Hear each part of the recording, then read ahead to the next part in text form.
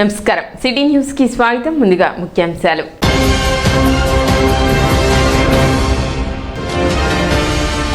ఇంటింటి సర్వేలో బిఎల్ఓల నిర్లక్ష్యం సరికాదు. డాక్టర్ చందు సాంబశివుడు.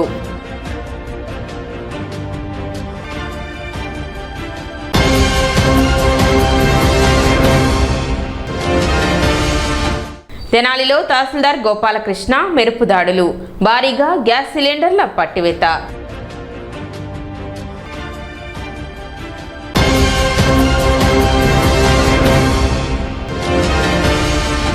తెనాలిలో సెల్ ఫోన్ దొంగ అరెస్ట్. 2,50,000 మొబైల్ రికవరీ చేసిన 2 టౌన్ పోలీసులు.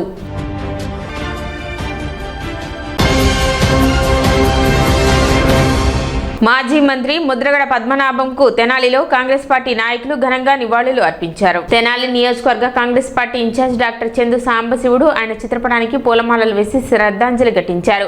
కార్యక్రమంలో టౌన్ అధ్యక్షుడు పొన్నూరు నాగసూర్యశేషరావు, తెనాలి మండల అధ్యక్షులు పినపాటి స్టీవెన్ బాబు, పెనుగొండ శివకుమార్, కట్టా వీరస్వామి, కార్తిక్ బాబు, అఖిల్, సురేష్, వెంకటేశ్వరరావు, ప్రసాద్, బి శ్రీను, ఎన్ మల్లికార్జునరావు తదితరులు పాల్గొన్నారు.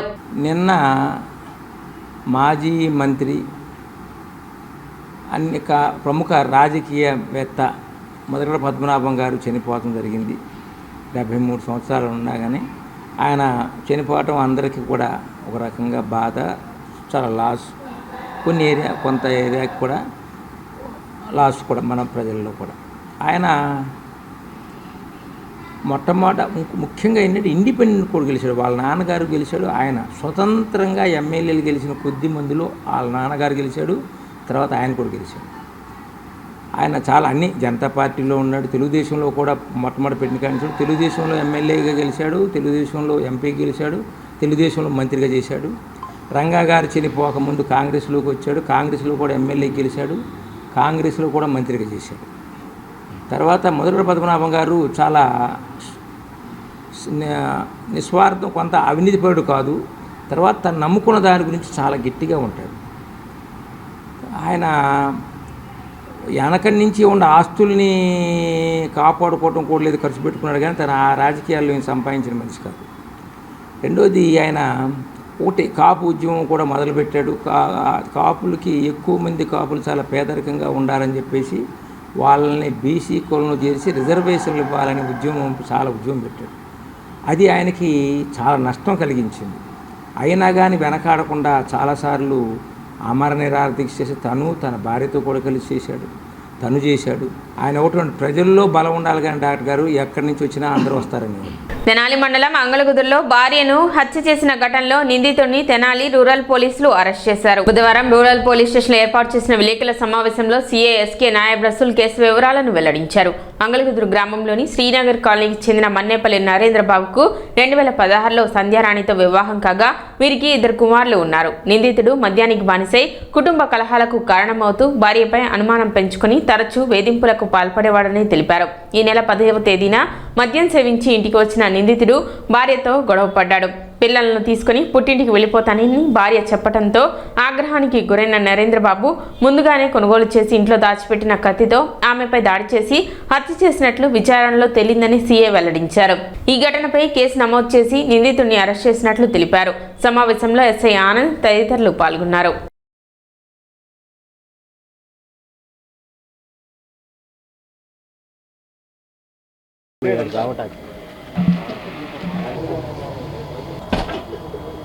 తెనాలి మండలం అంగళగుదురు గ్రామంలో ఈ నెల 10వ తేదీన శుక్రవారం రోజున అంగళగుదురు గ్రామంలో ఒక మర్డర్ జరుగుతుంది.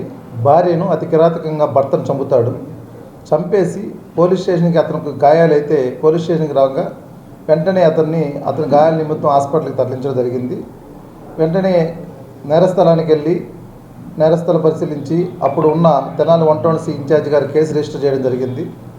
ఈ క్రమంలో భాగంగా ఇన్వెస్టిగేషన్లో తెలియంది ఏందనగా ఎవరైతే ముద్దాయి ఉన్నాడో ఇతని పేరు నరేంద్ర కుమార్, ఇతని యొక్క వైఫ్ పేరు సంధ్యారాణి. వీళ్ళిద్దరికీ 2016లో వివాహం జరుగుతుంది. వీళ్ళకి 2 పిల్లలు కూడా కలరు. 2 పిల్లలు కూడా 10 సంవత్సరాలు ఒకరికి, 8 ఇయర్స్ ఒకరు కలది. ఈ అమ్మాయి దుర్తలకి పల్నాడులోని నూజన్ల గ్రామం దగ్గర. ఈ ఇద్దరికి మ్యారేజ్ జరిగిన తర్వాత వేరు వేరు ప్లేసుల్లో కాపురం చేస్తూ కలిసి ఉంటూ ఉంటారు. కానీ ఈ క్రమంలో ఇతను మద్యానికి బానిసై ఆమెతో గొడవ పడుతూ ఉంటాడు. ఆ సందర్భంలో అమ్మాయి 2-3 సార్లు కూడా అట్లా పుట్టింటికి వెళ్ళడం కూడా జరుగుతుంది. అదే భాగంలో గత నెల ఆ అమ్మాయి వాళ్ళ పుట్టింటికి ఇతర బాధలు తట్టుకోలేక హింసిస్తున్న తల్లికి పుట్టింటికి వెళ్తుని వదిలేసి వెళ్ళిపోతుంది పిల్లలు తీసుకొని. ఈ క్రమంలో భాగంగా 1 నెల రోజుల తర్వాత అతను ఆమెని మాయ మాటలు చెప్పి మళ్ళీ మాట్లాడుకొని నమ్మకంగా బాగా చూసుకుంటున్న సందర్భంగా అతను ఒక ప్లాన్ ప్రకారంగానే గత నెల ఈ నెలలోనే 4వ తేదీన అంటే శనివారం రోజున మన పట్నం బజార్లోనే ఒక షాప్ దగ్గర కత్తి కొనుక్కొని 100 రూపాయలు ఫోన్పే కత్తి కొనుక్కొని అతను తీసుకొచ్చి అతను ఇంట్లో పెట్టుకొని అతను ప్లాన్ ప్రకారంగానే వాళ్ళ అత్తగారింటికి వెళ్ళి 7వ తేదీన 6వ తేదీన వెళ్ళిపోయి 7వ తేదీన ఆమెని తీసుకొని వచ్చి ఇంటికి తీసుకొస్తాడు. తీసుకొచ్చిన కాడి నుంచి కూడా మళ్ళీ ఇతను మధ్యాహ్నం బానిస అవ్వడం, ఆమెను అనుమానించడం, అట్లా తిడుతూ ఉన్న కొడుతున్న తల్లికి ఆ అమ్మాయి ముందుగానే ఇతను నేదం చేస్తా అని చెప్పి వాళ్ళ అమ్మగారు 10వ తేదీ మార్నింగ్ చెప్పడం కూడా జరుగుతుంది. ఇతను నేను మళ్ళీ అమ్మాయి పుట్టింటికి ఆడికి వెళ్ళిపోతుంది, నన్ను వదిలేసిపోతుంది, ఇంకా ప్రతిసారి ఇదే పోతుంది, నా పరువు పోతుందని చెప్పి ఎట్లయినా ఈ అమ్మాయిని ఆల్రెడీ ముందుగా అనుకున్న ప్లాన్ ప్రకారంగానే ఆ అమ్మాయిని కత్తితో విచక్షణ రక్తంగా అనేక గాయాలు చేస్తూ ఇతను మర్డర్ చేయడం జరుగుతుంది. ఆ సందర్భంలో అతనికి ఎడమ చేయికి 2 వేలకి గాయాలు కూడా అవుతున్నాయి. ఆ గాయాలతో ట్రీట్మెంట్ చేయగా ఈరోజు డిశ్చార్జ్ చేస్తే డాక్టర్ గారు అతని కన్ఫెషన్ రాసుకుని ఈరోజు కోర్టుకు కూడా హాజరుపరచడానికి అరెస్ట్ చేస్తాం. ఈరోజు ఇప్పుడే సాయంకాలం 4:30కి అతన్ని అరెస్ట్ చేయడం జరిగింది. రేపు ఉదయం కోర్టుకు తరలిస్తాము. అదేవిధంగా ఇతను చెప్పిన ప్రకారంగా మనకు అతను ఉన్న షాప్ని వాటిని ఐడెంటిఫై చేసి అక్కడున్న ఏమైనా సీసీటీవీ ఫుటేజ్ని కూడా వాటిని కూడా సేకరించి తగిన ఆధారాలతో కోర్టులో సమర్పించి ముద్దాయికి శిక్ష పడే విధంగా చూస్తాం. ఇతను వచ్చేసరికి టౌన్లోని వైన్ షాప్ దగ్గర చిన్న పట్టి కొట్టి పెట్టుకొని నిలుస్తున్నాడు ప్రజెంట్ విచక్షణ రహితంగా. అంటే అతను చచ్చిపోయిన తర్వాత కూడా ఆమెని చాలాసార్లు నరికినట్టు చెప్తున్నాడు. అతను ఆ విధంగా చేశాడన్నమాట. అతను ఎంతో కాలంగా తెనాలిలో Gayatri bar and restaurant gate పక్కనే రోడ్డు వెంబడి దయనీయ పరిస్థితుల్లో జీవనం సాగిస్తున్న తల్లి కొడుకులను నందులపేట నైట్ షెల్టర్కు తరలించి తహసీల్దార్ గోపాలకృష్ణ వారికి ఆశ్రయం కల్పించారు. న్యాయవాది గీతాకృష్ణ ఇచ్చిన ఫిర్యాదుపై వెంటనే స్పందించిన తహసీల్దార్ గోపాలకృష్ణ సంబంధిత అధికారులతో కలిసి అక్కడికి చేరుకొని తల్లి కొడుకుల పరిస్థితి పరిశీలించారు. ఎంతో కాలంగా రోడ్డు పక్కనే తలదాచుకుంటూ జీవనం సాగిస్తున్న వారిని సురక్షితంగా నందులపేట నైట్ షెల్టర్కు తరలించి ఆశ్రమైన ఏర్పాట్లు చేయించారు. ఎవరూ పట్టించుకోని స్థితిలో ఉన్న వారికి ప్రభుత్వం ఆశ్రయం కల్పించడం అభినందనీయమని స్థానికులు పేర్కొన్నారు. అవసరమైన వారికి అండగా నిలవడమే ప్రభుత్వ సేవల అసలైన ఉద్దేశమని, నిరాశ్రయులకు అందుబాటులో ఉన్న సంక్షేమ సేవలను అందించేందుకు అధికారులు ఎల్లప్పుడూ సిద్ధంగా ఉంటారని తహసీల్దార్ గోపాలకృష్ణ తెలిపారు.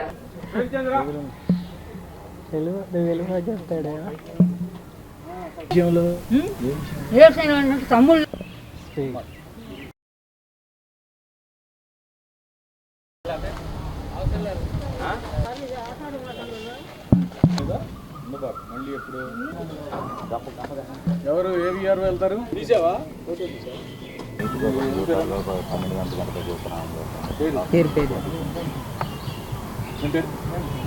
ప్రేమ్చంద్ అక్కడికి వెళ్దు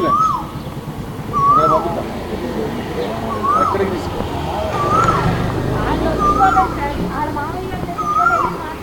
మా తమ్ముడు ఉన్నాడు, అక్కడికి వెళ్తామన్నాడు. దాని వెళ్ళాను నేను జానకి అక్కడికి చంద్రావు కూడా వెళ్ళి ఆయన అయితే ఆయన ఒప్పుకోలే, ఆ ఇంటికి అతను వద్దన్నాడు.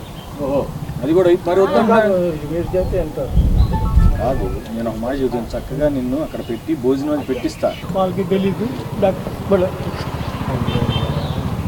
చనిపోయే సంవత్సరం అవుతుంది. నేనే డ్రెస్సింగ్ చేస్తే నా చేత మాస్క్ ఇచ్చి మొత్తం డ్రెస్సింగ్ క్లీనింగ్ అంతా నా చేత చేయించారు. 10 రోజులు వాళ్ళు కూడా ఏం చెప్పలేకపోయి చనిపోయింది. అయ్యో నేను వచ్చా కదా మీ దగ్గరికి, మనోహర్ గారు పంపించారు. మనోహర్ గారు విషయంలో తమ్ముళ్ళు బంగారం డబ్బు అంతా కాచేసి రోడ్డు మీద కూర్చోబెట్టారని చెప్పాను. ఎంఆర్ఓ గారు చెప్పాను. తమ్ముడు మీ తమ్ముడు తమ్ముడు కోటేశ్వరరావు నెంబర్ ఉందండి నా దగ్గర, మీరే నెంబర్ ఇస్తే మాట్లాడతానన్నారు. ఇస్తాను, కూర్చో ప్రశాంతం కూర్చో. ఆహారం భోజనం ఇందులో డబ్బులు పంపిస్తున్నాడు, డబ్బులు పంపిస్తున్నాడు. ఫోన్ పే ఉందిగా, ఫోన్ పేలో వస్తున్నాయి. రోడ్డు మీద కూర్చోబెట్టిన నెంబరు, మిమ్మల్ని రోడ్డు మీద కూర్చోబెట్టిన నెంబరు ఇక్కడ ఉంటుంది. ఇక్కడ ఉంటుంది. ఇతను చెబుతాడు. ఇతని పేరేంటి? నరేంద్ర స్వామీజీ. కోట్లు కోట్లు సంపాదిస్తున్నాడు. ఇద్దరు అక్కజెల్లెళ్ళిద్దరు బట్టి అది చెప్పినట్టు మంచి భోజనం పెట్టిస్తాను. ఆహారంలో భోజనం తెచ్చుకుంటున్నాను. నేను మంచిగా ఇంకా బిందులో టిఫిన్ వర్షం పడితే ఎక్కడ ఉంటా మరి? ఇక్కడే ఉంటున్నాం. వర్షాన్ని చదువుతున్నాం, ఎండలో వెళ్తున్నాం. అయ్యో మరండి అక్కడ ఖాళీగా ఉంది, వెళ్తే ఆవిడ ఉందండి వయసు హలో హలో నమస్కారం అండి, నేను తెనాలి తహసీల్దార్ని మాట్లాడుతున్నా. తెనాలి ఎంఆర్ఓనండి నేను. అవునండి అవును. ఏం లేదండి, ఇక్కడ మన నాజర్పేటలో ఈ ఎల్వీఆర్ క్లబ్ ఏదో ఉంది, ఎన్వీఆర్ క్లబ్ ఆ పక్కన ఇద్దరు తల్లి కొడుకు రోడ్డు మీద ఉంటున్నారండి ఒక 6 నెలలుగా. వీళ్ళ తాలూకు బంధువులు ఎవరో మీకు తెలుసు అన్నారు. తెలుసా అండి మీకేమన్నా? వీళ్ళు పేరేంటి? అయ్యా ఏం వస్తుందా? వీళ్ళ అక్క మీరేనా? వీళ్ళ తమ్ముడే మీరేనా? ఏమండి వసుమతి వసుంధర అని చెబుతున్నారు. ప్రేమ్చంద్ వాళ్ళిద్దరు మీ తాలూకెళ్ళేనండి.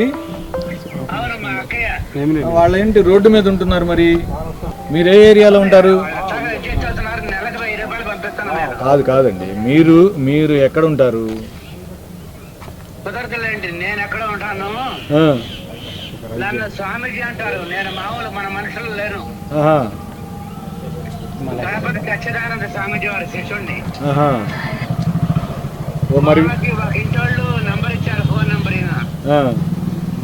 ఆ నంబర్ నుంచి ఫోన్ చేస్తారు డబ్బులు పంపమని. నెలకు 20 రూపాయలు పంపిస్తా. ఏమీ చేయలేను, నాకు 75 ఏళ్ళు ఇప్పుడు.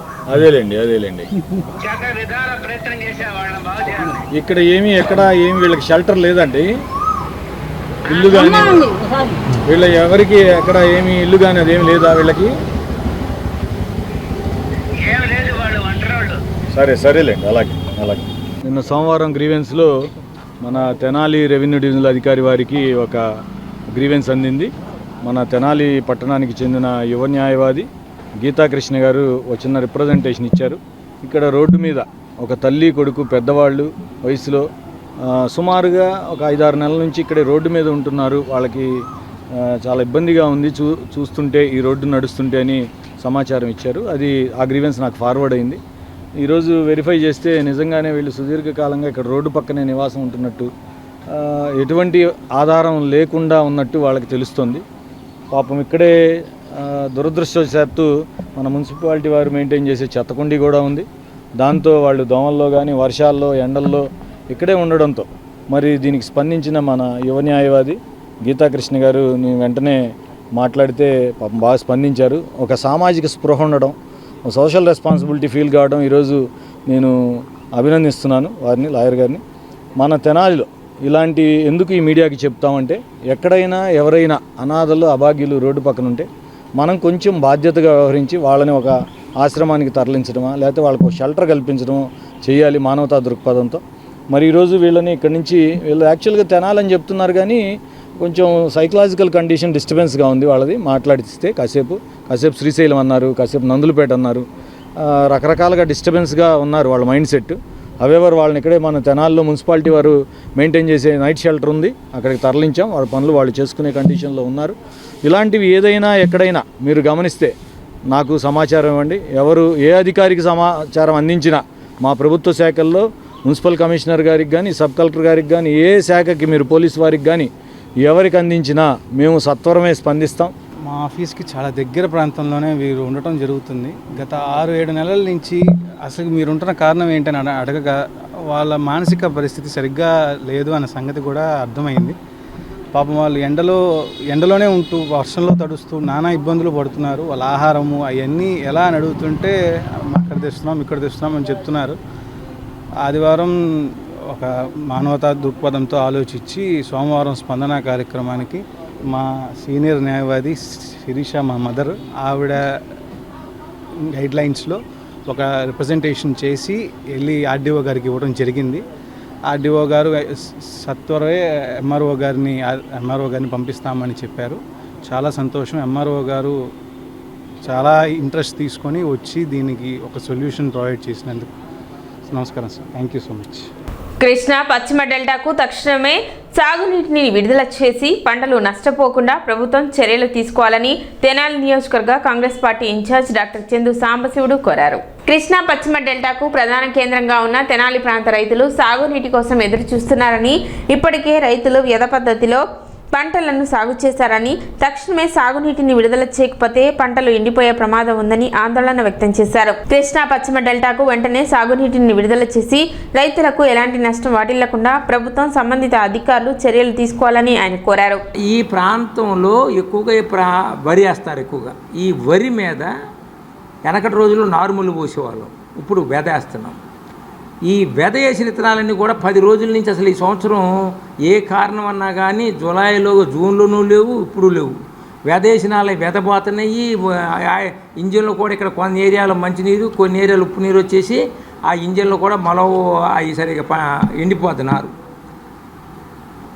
జూలై 15కి ఎట్టైనా కృష్ణా వెస్ట్రన్ డెల్టా అక్కడ పులిచింతలు కట్టిందే ఒకటి గుర్తుపెట్టుకోండి.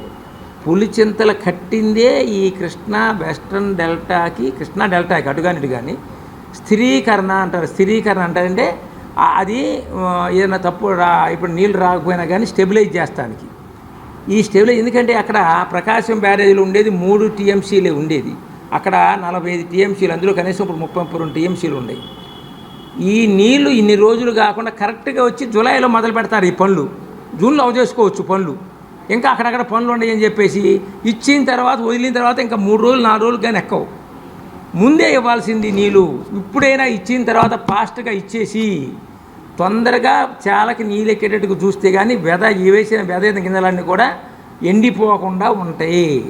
We demand that irrigation officers should immediately release water into the Krishna western delta and see that the crops will not be damaged. అంటే ఏంటంటే ఈ ప్రాంతంలో ఉన్న పంటలు నష్టపోకుండా చూడాల్సిన బాధ్యత ఇరిగేషన్ అధికారులు, అంటే ప్రభుత్వం మీద ఉంది. ప్రభుత్వం ఇరిగేషన్ అధికారుల ద్వారా ఇది చెయ్యాలని చెప్పేసి డిమాండ్ చేస్తున్నాం.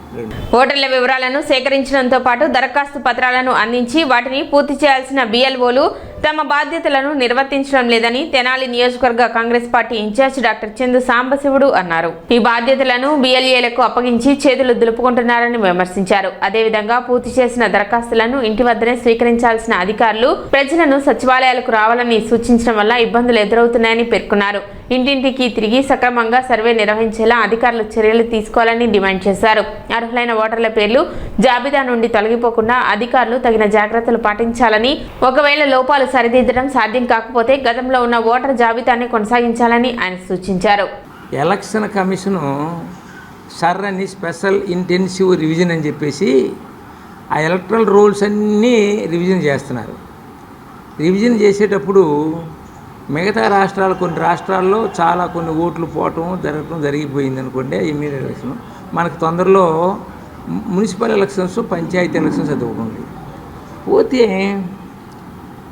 కొత్తగా పెట్టింది ఏంటంటే ఇప్పుడు వీళ్ళు అందరికీ ఫారాలు ఇచ్చి ఆ ఫారాల మీద వివరాలు రాయాలండి. కరెక్టే, కానీ ఇక్కడ గమనించండి, చాలా వరకు మాత్రం BLOలు ఇక్కడ స్థానికంగా మన తెనాలి నియోజకవర్గం వరకు నేను చెబుతున్నాను, తెనాలి టౌన్లో కానీ BLOలు మాత్రం అందరి ఇళ్ళకి వెళ్ళలేదు. అంతవరకు నంబర్ 1 ఖాయం. వీళ్ళు ఇళ్ళకి వెళ్ళకుండా అన్నిటికంటే ఘోరంగా ఏంటంటే కొంతమంది రాజకీయంగా BLAలు ఉంటారే, మేము కాంగ్రెస్ పార్టీ తరఫున ఎక్కువ BLAలు రాకపోయినా మిగతా కొన్ని పార్టీలు BLAలకి ఇస్తున్నారు ఫారం. అది తప్పు. వాళ్ళు తీసుకురమ్మంటున్నారు. అది BLO నాడు ముఖ్యంగా తెనాలి అసెంబ్లీ ఈవో ఎలక్షన్ ఆఫీసర్గా ఉండేవాళ్ళంటే ఈ ఎలక్షన్ రిటర్నింగ్ ఆఫీసర్గా ఉంటారు ఆర్ఓ, వాళ్ళకి సబ్ కలెక్టర్గా ఉంటారు. వాళ్ళకి చెప్పి వినిపించేది, రిక్వెస్ట్ చేసేది, మీరు చూడండి, అబ్జర్వ్గా కంట్రోల్ చేయండి. అందరూ కనీసం ఇప్పుడు 10 రోజులు పెంచారు. మాడదాకా చూద్దామని ఊరుకున్నాం మేము. 10 రోజుల్లో అయినా BLOలు తప్పనిసరిగా అందరి ఇళ్ళకి వెళ్ళేటట్టు చూడండి. అక్కడే వాళ్ళది ఆదివారాలు వెళ్ళాలి. కొంతమంది ఎంప్లాయీస్ ఉంటారు, కొంతమంది బయట కూరికి వెళ్ళే వాళ్ళు ఉంటారు. మీరు ఆ ఇంటికాడ పడేసి వెళ్ళిపోతే కూడా తీసుకోవటం కూడా వాళ్ళు వచ్చి మరలా మీ BLOలు ఎక్కడో అడ్రస్లు తెలవదు, వాళ్ళు ఎక్కడ ఉంటారో తెలవదు, మరలా తిరిగి ఇవ్వడం అనేది కొంచెం కష్టమవుతుంది. మీరే BLOలు ఇంటికి వెళ్ళటం, దగ్గరుండి ఫారం రాపించడం, ఒకవేళ లేకపోతే 2వ రోజు 3వ రోజు వెళ్ళి ఆ ఫారాలు తీసుకుని మొత్తం ఎవరైతే అర్హులు ఉంటారో అర్హులు ఉండాల ఓట్లు పోనీయకుండా చూడాల్సిన బాధ్యత ఎలక్షన్ కమిషన్ మీద ఉంది. ఇక్కడ ఎలక్షన్ కమిషన్ అంటే returning officer, sub collector, tahsildar plus అక్కడ ఈ బిఎల్ఓలు అందరి మీద వాళ్ళే ఎలక్షన్ కమిషన్ ప్రస్తుతానికి. తర్వాత ఒకసారి ఓటు వచ్చింది రాలేదు పోయిన తర్వాత మరలా వీళ్ళ కంప్లైంట్ చేయటం, వాళ్ళు ఎంక్వైరీలు చేయటం చాలా కష్టం అవుతుంది. కాబట్టి చేసే ప్రొసీజరు కరెక్ట్గా చేయండి. కొత్తవి పెట్టారు, ఇంతకుముందు ఇంత ఉండేది కాదు, ఈ పారాలు ఏంటి ఉండేవి కాదు. ఈ పారాలు మళ్ళీ తిరిగి ఇవ్వాలనేది చాలా తప్పుడు పద్ధతి. వాళ్ళే కలెక్ట్ చేయాలి. ఇది మేము కాంగ్రెస్ పార్టీ తరఫున డిమాండ్ చేస్తున్నాం. ఓటింగ్ లెక్కల ప్రక్రియ గురించి బిఎల్ఓల్ని పెట్టడం జరిగింది. బిఎల్ఓలు ఈ ఎండకి తిరగలేక ఒక్కో చోట కూర్చుని అందరి రాస్తున్నారు. అది మళ్ళీ గత చరిత్ర అయిపోతూ ఉంది. మనం ఒక ఫోటో ఇంటికాడికి వెళ్ళి ఒక లెటర్ వసూలు చేసుకుంటున్నామంటే ఆ ఇచ్చిన ఆయన ఫేసు ఒక ఫోటో చూసుకుని మనం బిఎల్ఓ తీసుకోవాలి. ఎవరో తీసుకొచ్చి 10 కాగితాలు తీసుకున్నారంటే దాంట్లో ఫ్రాడ్ ఉన్నాయో మంచి ఉన్నాయో ఏం తెలుస్తాయి? అట్లా జరగట్లేదు. కాబట్టి మేము అధికారులకి ఆర్డీఓ గారికి కానీ ఎంఆర్ఓ గారికి కానీ తెలియజేయడం ఏంటి అనగా బిఎల్ఓ ప్రతి డోర్ టు తిరగాలి. ఇచ్చిన కాగితానికి ఫోటోలకి వాళ్ళ ఫేసింగ్కి మ్యాచింగ్ అండర్స్టాండింగ్ చూసుకోవాలి. దుకాణాలు, హోటళ్లలో గృహ వినియోగ గ్యాస్ సిలిండర్ల అక్రమ వినియోగంపై తహసీల్దార్ గోపాలకృష్ణ ఉక్కుపాదం మోపారు. తెనాలి బస్టాండ్ పరిసర ప్రాంతాల్లో ఆకస్మికంగా నిర్వహించిన మెరుపు దాడుల్లో భారీ ఎత్తున గృహ వినియోగ గ్యాస్ సిలిండర్లను స్వాధీనం చేసుకున్నారు. ప్రజల అవసరాలకు అందాల్సిన గ్యాస్ ను అక్రమంగా వ్యాపార అవసరాలకు వినియోగిస్తున్న ముఠాపై తహసీల్దార్ ఆగ్రహం వ్యక్తం చేశారు. తనిఖీల్లో ఓ కూల్ డ్రింక్స్ దుకాణంలో గృహ వినియోగ గ్యాస్ సిలిండర్లను గుర్తించారు. నివాస్ అనే వ్యక్తి అక్రమంగా పలువురు వ్యాపారులకు గ్యాస్ సిలిండర్లను సరఫరా చేస్తున్నట్లు గుర్తించారు. అతని వద్ద నుండి 7 గ్యాస్ సిలిండర్లను స్వాధీనం చేసుకున్నారు. సిలిండర్లు అక్కడ దొరికితే సిలిండర్లు లేదండి హోటల్ నాదే అందువల్ల ఎందుకు సారీ అక్కర్లా మాకు ఇది ఎలా జరుగుతుందో తెలియాలి అంతే. సారీ ఇట్లా ఏంటి ఇక్కడ నుంచి తరలిస్తే నేనేమో చూస్తుంటానా తప్ప చేసి పెడతాగా ఇప్పుడు ఎలాగో తప్ప ఇంకెక్కడ దొంగ చూడండి ఎక్కడ రాసి ఉంటారు.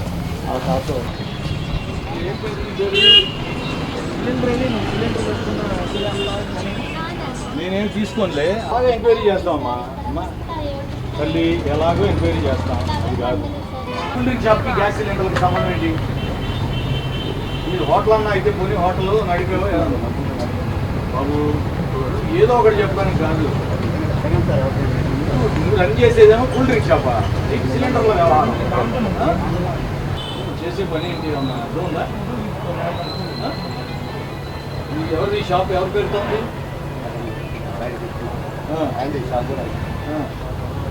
అదేవిధంగా పినపాడు మద్రాస్ గేట్ వద్ద గ్యాస్ రిపేర్ మరియు రీఫిల్లింగ్ షాప్ లో 18 సిలిండర్లను భారీ మొత్తంలో స్వాధీనం చేసుకున్నారు. మొత్తం తనిఖీల్లో 45 గ్యాస్ సిలిండర్లను అధికారులు స్వాధీనం చేసుకున్నారు. ప్రభుత్వం సబ్సిడీతో సామాన్య ప్రజల కోసం అందిస్తున్న గృహ వినియోగ గ్యాస్ సిలిండర్లను వ్యాపార అవసరాలకు ఉపయోగించడం తీవ్రమైన నేరమని తహసీల్దార్ గోపాలకృష్ణ హెచ్చరించారు. ఈ అక్రమ వ్యవహారం వెనుక ఉన్న వారెవరిని ఉపేక్షించేది లేదని స్పష్టం చేశారు. చట్టాన్ని ఉల్లంఘించిన వారిపై కఠినమైన చట్టపరమైన చర్యలు తీసుకుంటామని, అవసరమైతే క్రిమినల్ కేసులు నమోదు చేసేందుకు కూడా వెనుకాడబోమని హెచ్చరించారు. గృహ వినియోగ గ్యాస్ ను దుర్వినియోగం చేస్తే సహించబోమని, ఇలాంటి తనిఖీలు నిరంతరం కొనసాగుతాయని తహసీల్దార్ గోపాలకృష్ణ వెల్లడించారు.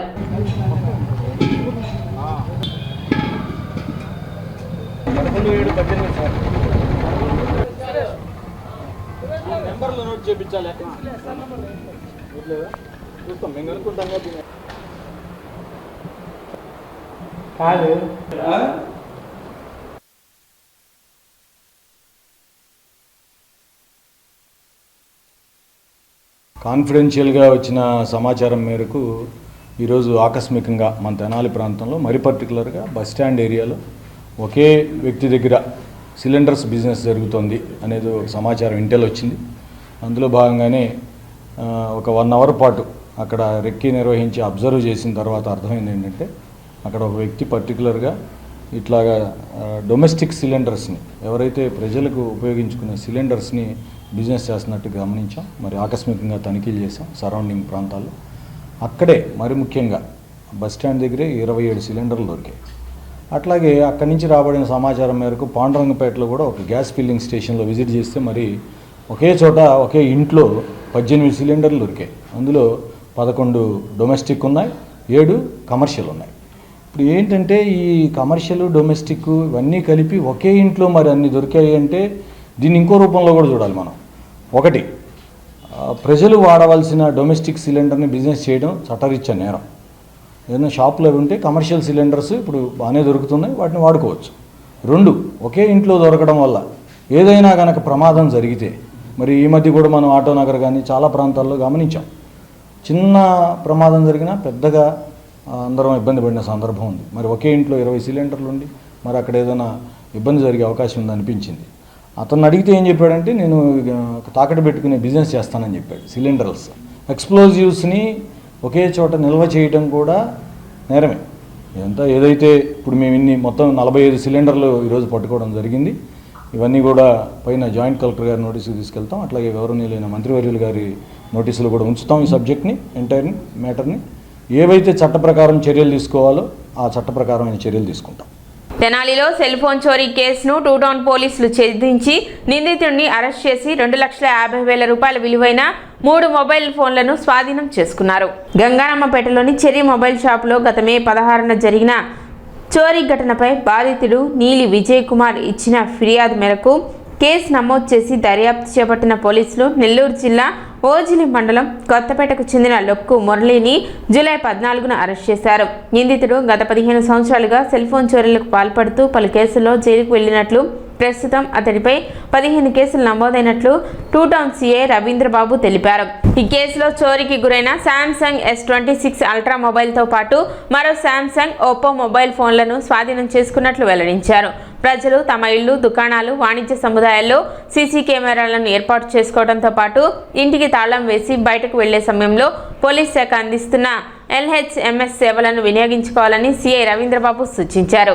16/5/2026న గంగానంపేటలో నీలాజీ విజయ్ కుమార్ అనే సెల్ ఫోన్ షాప్ ఉంది. ఆ షాపులో ఒక వ్యక్తి సెల్ ఫోన్ దొంగతనం చేసి పారిపోవడం జరిగింది. దాని మీద విజయ్ కుమార్ ఇచ్చే రిపోర్ట్ మీద దర్యాప్తు చేసాం. అతన్ని నిన్న అరెస్ట్ చూపించాం. అతని వివరాలు, ముద్దాయి వివరాలు లొక్కు మురళి. ఇతను నెల్లూరు జిల్లా వాసవ్యుడు. ఇతను సుమారు 15 సంవత్సరాల నుంచి అతని నేర చరిత్ర జరుగుతుంది. అన్ని కేసులలో అతని నేర చరిత్ర సుమారు 15 కేసులు మన ఆంధ్రప్రదేశ్ మొత్తం ఉన్నాయి. అన్ని జిల్లాలో జైలుకి వెళ్ళి బెయిల్ మీద కూడా వచ్చున్నాడు. అతని వద్ద నుంచి ఈ ఫిర్యాదు ఇచ్చిన సెల్ ఫోన్తో పాటు మరి 2 సెల్ ఫోన్లు కూడా రికవరీ చేయడం జరిగింది. దాని యొక్క సుమారు మొత్తం విలువ 2,50,000 ఉంటుంది. కాబట్టి ఇంకా అతను ఇంకేం చేశాడో తర్వాత దర్యాప్తులో ఆ సెల్ ఫోన్లు ఎక్కడి నుంచి వచ్చాయని దర్యాప్తు తేలవలసి ఉన్నది. కాబట్టి అతన్ని అరెస్ట్ చేసి ఈరోజు కోర్టుకి పంపిస్తున్నాం జరుగుతుంది. అదేవిధంగా అతని యొక్క సెల్ ఫోన్లు ఈ మన గంగానంపేటలో కాకుండా నెల్లూరు పరిసర ప్రాంతాల్లో దొంగిలించడం జరిగింది. ఇంకా ఎక్కడున్నాయనేది తర్వాత వివరాల్లో ఇంకేం చేశారనేది మనకు తెలుస్తుంది. ఈ సందర్భంగా మా తెనాలి పట్టణ ప్రజలకు, షాపు ఓనర్లకు, అపార్ట్మెంట్ ఆ యొక్క సొసైటీ వాళ్ళకు తెలియపరుచుకుంటున్నాం. ఈ దొంగతనాలు అనేది మా నివారించాలంటే అందరూ సహకరించాలి. ముఖ్యంగా షాపులు, గోల్డ్ షాపులు, మన యొక్క వ్యాపార లావాదేవీలు ఎక్కడైతే ఉన్నాయో ఖచ్చితంగా మీ యొక్క సీసీ కెమెరాలని అక్కడ ఏర్పాటు చేసుకోండి. కొంతమంది సీసీ కెమెరాలకి చాలా షాపుల దగ్గర లేవు, మేము గమనించాం. కొన్ని షాపుల దగ్గర ఉన్నాయి కానీ అవి నేలకి చూపించినట్టు కరెక్ట్ డైరెక్షన్లో లేవు. తర్వాత మంచి కెమెరాలని వాడండి, నాణ్యమైన కెమెరాలని. మినిమం 15 రోజుల నుంచి 30 రోజులు స్టోరేజ్ ఉండే విధంగా చూసుకోండి. ఒక షాపు నేల వైపే కాకుండా ఆ రూట్లో ఇటువైపు నుంచి అటువైపు ఎవరు వస్తున్నా సరే కనిపించే విధంగా కెమెరాలు పెట్టుకోవడం వల్ల మీ షాప్కే కాదు ఆ లైన్కి కూడా భద్రత ఏర్పాటు చేస్తుంది.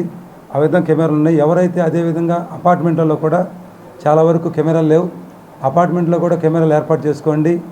ఎవరికైతే కెమెరాలు లేకుండా నిర్లక్ష్యం వహిస్తారో వాళ్ళకి మేము నోటీసులు కూడా సర్వ్ చేస్తున్నాం. ఖచ్చితంగా ఏర్పాటు చేసుకోవాలి, టెక్నాలజీ ఉపయోగించుకోవాలి. అదేవిధంగా ఏదైనా ఊర్లకు పోయే కుటుంబాలు ఏమైనా ఉంటే మాకు తెలియపరిస్తే LHMS సిస్టము ఇంట్లో ఏర్పాటు చేస్తాం. మీరు వెళ్ళిన తర్వాత ఎవరైనా అపరిచిత వ్యక్తి లోపల ప్రవేశిస్తే అలారం పోలీస్ స్టేషన్ మాకు వినపడుతుంది. అది మీకు ఆ యొక్క LHMS సిస్టమ్ మనము సిస్టమ్ని ఏర్పాటు చేసుకోవాల్సిందిగా మేము ప్రజలకు కూడా తెలియపరుచున్నాం. కాబట్టి ప్రజలందరూ అప్రమత్తంగా ఉండాలి. మనం మంచి వాళ్ళైనా సరే మన చుట్టూ ఎటువంటి నేరాలు జరగకుండా మనమందరం కలిసి ఉంటేనే మనకు నేరాల నివారణ జరుగుతుందని తెలియపరుచుకుంటున్నాం. ఇది అతని షాప్ పేరు చెర్రీ మొబైల్ షాప్లో దొంగతనం జరిగింది. ఆ తర్వాత 16/5/2020 జరిగింది. ఆ తర్వాత నిన్న దినాన మనం అతన్ని అరెస్ట్ చేయడం జరిగింది. 16/5/2026 నీలి విజయ్ కుమార్ అనే ఫిర్యాది, ఇతని యొక్క షాప్ పేరు చెర్రీ మొబైల్ షాప్ గంగానపేటలో ఉంటుంది. అయితే ఆ రోజు అతను ఓనర్ లేడు, అతని భార్య ఉంటుంది. ఆ భార్య షాపులో ఉండగా ఈ యొక్క ముద్దాయి లోపలికి వచ్చి సెల్ ఫోన్ కొన్నట్టు నటిస్తూ ఆమెని మభ్యపెట్టి ఒక బాక్స్ సెల్ ఫోన్ తీసుకుని పారిపోతాడు.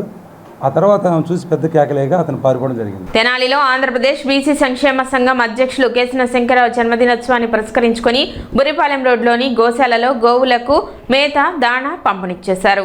అనంతరం తెనాలి రైల్వే స్టేషన్ వద్ద పేదలకు అన్నదాన కార్యక్రమం నిర్వహించారు. ఈ సందర్భంగా కుర్రాశ్రీని మాట్లాడుతూ శంకరరావు నిండు నూరేళ్లు ఆయుర ఆరోగ్యాలతో ఉండాలని ఆకాంక్షించారు.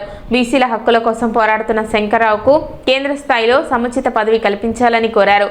కార్యక్రమంలో వేములూరి వెంకటసాయి, షేక్ మీరావలి, ఎన్ఆర్కే శర్మ, షేక్ మౌలాలి తదితరులు పాల్గొన్నారు. మన ఆంధ్రప్రదేశ్ బీసీ సంక్షేమ సంఘ రథసారథి మరియు అధ్యక్షుడైనటువంటి శ్రీ కేశవ శంకరరావు గారి జన్మదినోత్సవం సందర్భంగా మరి ప్రతి ఏటా కూడా ఈ గోశాల నందు తెనాల్లో గోవులకి మేత దానా గత 15 సంవత్సరాలుగా కూడా ఇది జరుగుతూ ఉంది కార్యక్రమం. అదే ప్రక్రియలో ఇదే విధంగా ఈ రోజున మరి తెనాలి పట్టణంలో ఉన్న బురిపాలెం రోడ్లో ఉన్న గోశాల నందు మరి గోవులకి ఈరోజు మేత దాన పంపిణీ చేయడం జరుగుతుంది.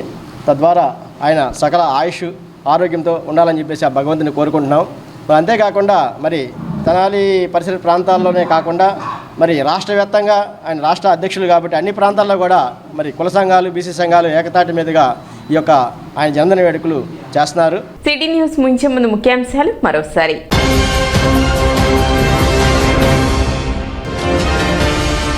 ఇంటింటి సర్వేలో బిఎల్ఓల నిర్లక్ష్యం సరికాదు. డాక్టర్ చందు సాంబశివుడు.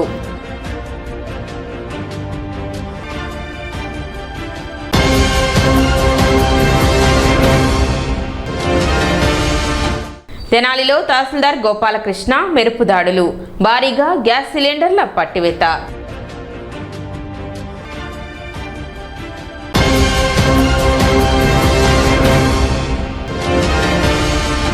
తెనాలిలో సెల్ ఫోన్ దొంగ అరెస్ట్, 2,50,000 మొబైల్ రికవరీ చేసిన 2 టౌన్ పోలీసులు.